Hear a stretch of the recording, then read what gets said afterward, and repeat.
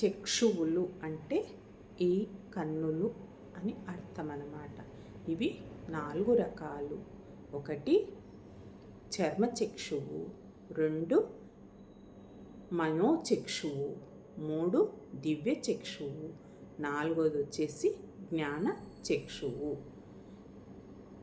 ఈ చర్మచక్షువు అనేది మనకు కనిపించే ఈ 2 కన్నులు అన్నమాట. మనోచక్షువు అనేది మనం కళ్ళు మూసుకున్న మనకు దృశ్యాలు కనిపిస్తూ ఉంటాయి కదా.